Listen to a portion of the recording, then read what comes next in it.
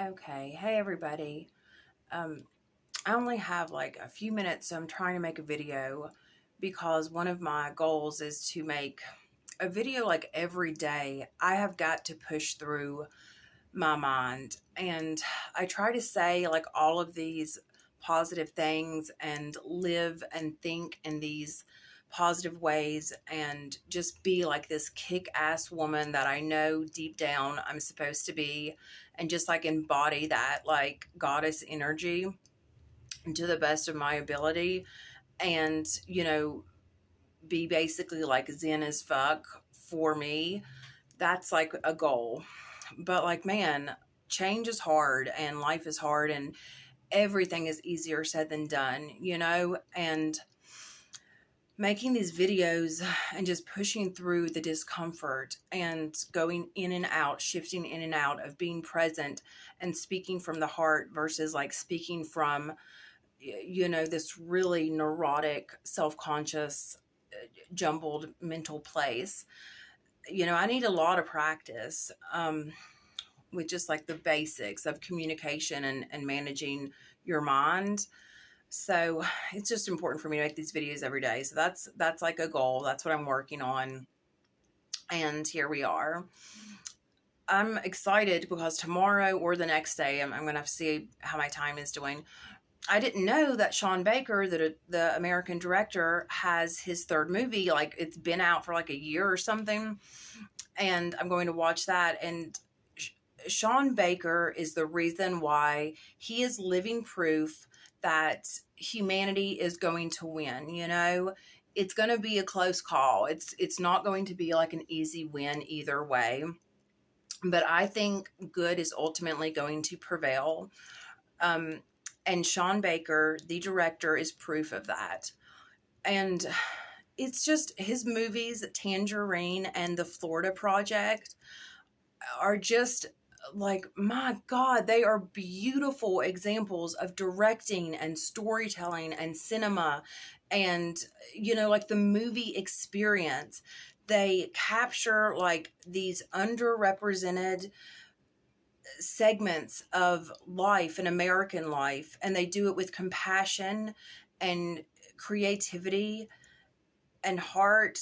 And it's amazing. He is an amazing director, and like, he captures everything that's good about human beings with his movies, and that is like incredible. Who else can you watch their movie and like know you're gonna walk away like feeling good? Even if you're sad, you're gonna like walk away feeling good about humanity. And that's incredible. And he is also proof. Sean Baker, Tangerine and The Florida Project are proof. Those are like definitive proof in two movies that Hollywood is not just like, oops, my bad. They're not just like out of ideas, but they are fucking phony. They've been phony for a long time, and Sean Baker is proof of that. And what I mean is that, like, Tangerine is about Black trans women prostitutes who are like, friends and just trying to make it. Black trans women prostitutes, Hollywood should love that. Why wasn't that picked up? Why wasn't that Oscar nominated? Why wasn't that talked about?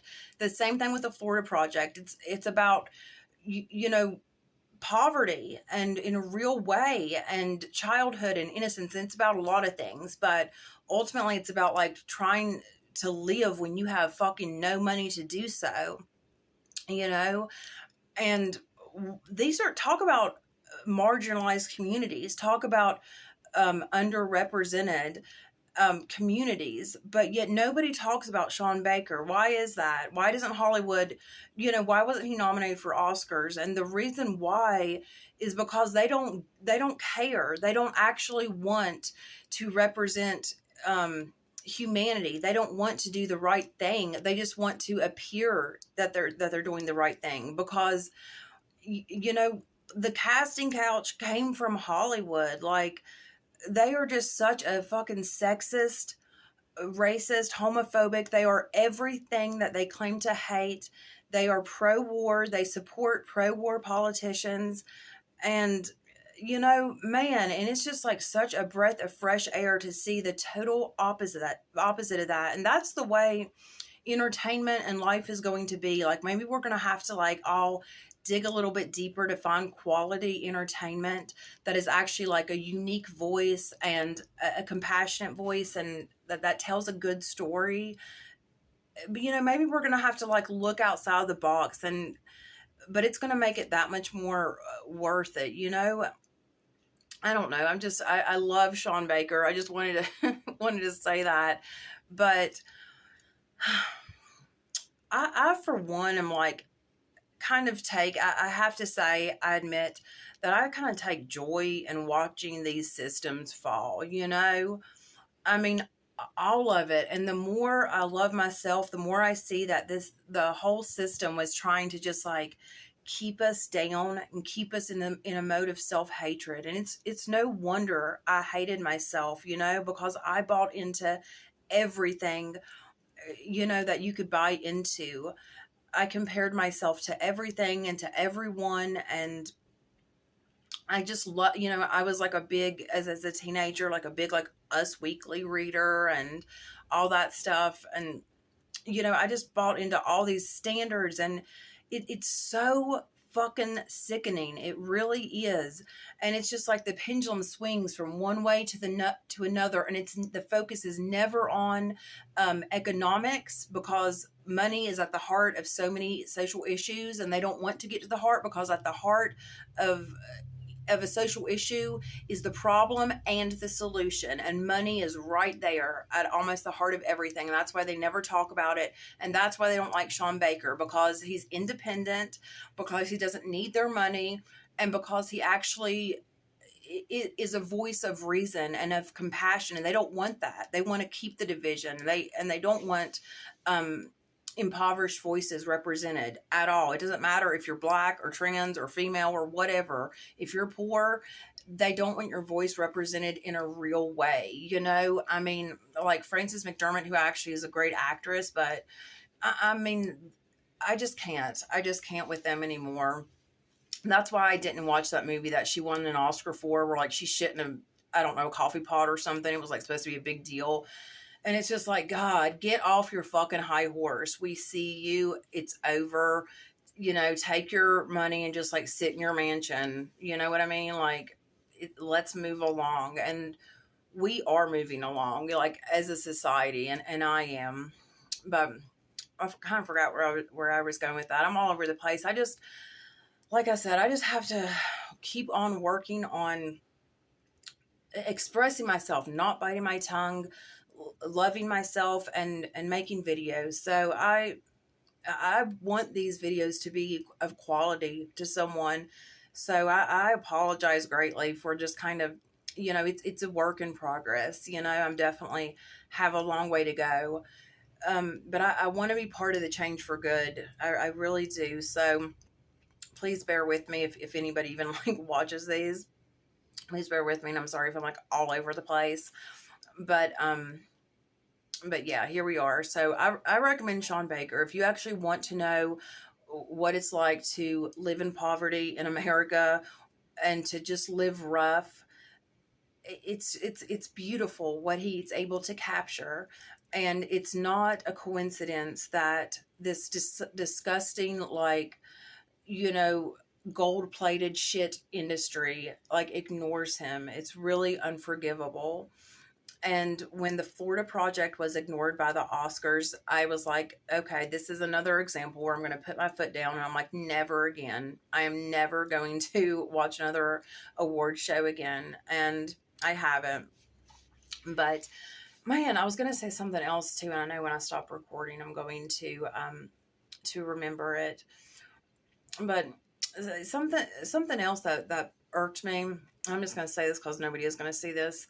Like, when Megan Fox, first of all, her Machine Gun Kelly, like, there was a saying in jail, and I didn't know until I got out of jail that they're like are universal, or like at least jailhouse sayings that are said like across America. I thought it was just like the jail I was at, but there are some sayings that are said that throughout jails, and one of them is real recognizes real.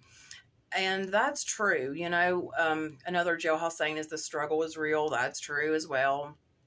But real does recognize real.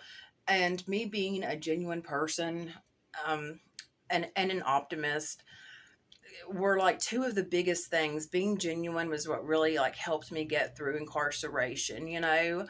Um, but God, when you Machine Gun Kelly, it like the rock thing. If you're like a genuine weirdo with a rock and roll soul, as I am, and I've always been that way, if you really have a rock and roll soul, it doesn't matter if you're more into like the punk scene or like the metal scene or whatever, or even like classic rock. But if you have a rock and roll soul in any capacity, if you are a natural born weirdo in any capacity, you can see that this shit that with Machine Gun Kelly is a costume. It's not real. It's fake, and it's obvious, and it's not a good look. And it's like, oh man, you're like, Smoke. He just reminds me of him, and Megan Fox remind me so much of me literally when I was 14 years old. I was like obsessed with my first boyfriend. We were weirdos together. We were all over each other. Like we were oddly like inappropriate public displays of affection. We would like make out all over the place. And I look back at my first boyfriend, and I like, I cringe. I do. I cringe so hard, but I also like, I can't help but kind of like smile and have this compassion for my teenage self, for my puppy love self. You know, because it was like, we were just, the reason why I liked him and why I fell so hard for my first boyfriend was because he, painted his nails black, and he was the first guy I had ever seen in real life in 1998 in Southern West Virginia who painted his nails black. He was like kind of, like a freak for the area, even though he wasn't like really goth, but he kind of was. And it just like stole my heart. And we would like commit these like just very minor acts of like juvenile blasphemy, and being raised in like this Catholic faith, and that was not a fit for me, but it was like shoved down my throat and implied on a daily basis sometimes that I was wrong, because that's not how I was going to get close to God, was through Catholicism. So it was like I was the problem. And so I had a lot of like organized religion frustration and anger and like teen angst, and I was a fucking basket case. And and here it was my first boyfriend, and I just thought, if you're not going to be, this was my mindset. And sadly, it was my mindset like until my early 30s. Like my mindset was like, if you're not going to be codependent, if you're not going to like die and kill and just like cut off your leg if your partner asks you to, then how can it be love? That was my mindset. But now I know, you can never, once again, it was that Hollywood, one of the many Hollywood narratives that I bought into, which was like, you complete me, that type of Romeo and Juliet. I just thought that was the most romantic story I had ever heard, and it was tragic, and they were teenagers, and there's a reason why Romeo and Juliet were not middle-aged divorcees. It would be like really pathetic if they were. And I had just, I was so empty and so hollow, and I did not know what was wrong with me. And I had all these emotions. I could process none of them. I had an outlet for none of them. And I was full of self-hatred. It was like a recipe for disaster. And so I didn't know that self-loathing was the problem. And because I hated myself, I didn't think I was worthy and or capable of filling myself up with myself, with getting to know myself, with self-love, with all that great stuff. So I really clung tightly to the idea of a romantic partner completing me. And as I've said, relationships were very much a drug for me. And I was like truly obsessed with my first teenage boyfriend. I just thought he was like the shit. we were so cringy, but so cute as well, you know. He would like, you know, finger me, you know, during a football game and stuff like that, but behind the bleachers, and write me like little love letters. And you know, there's like an, even when you're being sexual with your puppy love relationship, your first love, it's still like such an innocent time, you know. It really is. But here's the thing, I look back on that now and I can only smile and not just fully cringe, because I see the error of my ways. I see that codependency isn't cute. That, you know, the idea of you complete me, love at first sight. You know, I do believe in soulmates and twin flames. Don't get me wrong. So, but true love at first sight is, love takes time, period. Love is something that is built and nurtured and fostered, and it's like a garden that you tend, you know.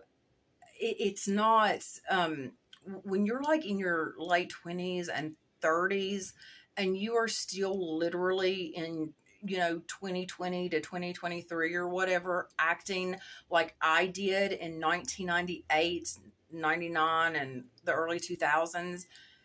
That's like cringy as hell, yo. It's really it's so old. It's just like not it's not a good look. And I'm sorry, like, as someone who's, when I was in high school, you had to buy Wet and Wild nail polish if you wanted black, blue, purple, silver, or glitter. I know that because, I mean, at least in Southern West Virginia, Wet and Wild, the cheap nail polish, was the only brand that sold like the, you know, alternative shades of nail polish. And now, sure enough, Machine Gun Kelly is like painting his nails and like hawking this overpriced nail polish. And just the whole thing, it just makes me like cringe to my core. And it's like, these are people who are just desperate for attention, desperate for validation from a partner, desperate to like continue to push this tired, really toxic narrative of codependency and all that stuff. And the blood drinking, once again, Angelina and Billy Bob did it a million times better decades earlier. And hell, I did the exact same thing. You know, I'm like an OGB, you know, an original bisexual. I'm an original weirdo. I've always been weird, and that's awesome. Being weird is like one of the coolest things. However, I have really had to learn the hard way that if you do not have the sense of self and the self-worth to to embrace yourself, you know, it's just, you're gonna like, I fought myself forever. You know, you have to have confidence and you have to have self-love to pull off being a weirdo, and I did not have that confidence. So I was trying to like fit in or mute my voice or change myself or think like I was the problem, when really, just like I said, my self-loathing was the problem, and trying to fit into all of these external systems that hate our fucking guts.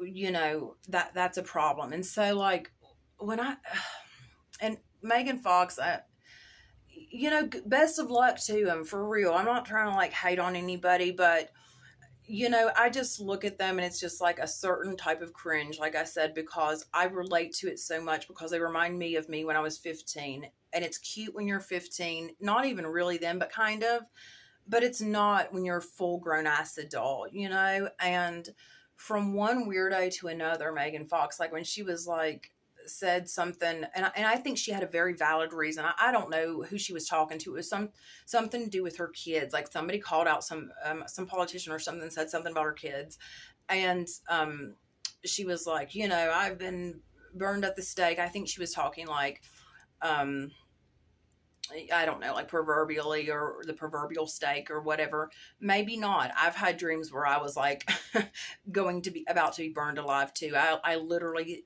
am pretty confident that I was burned at the stake in a past life. So I'm not like being shady for her saying that. I don't know if she meant it literally or in the proverbial sense.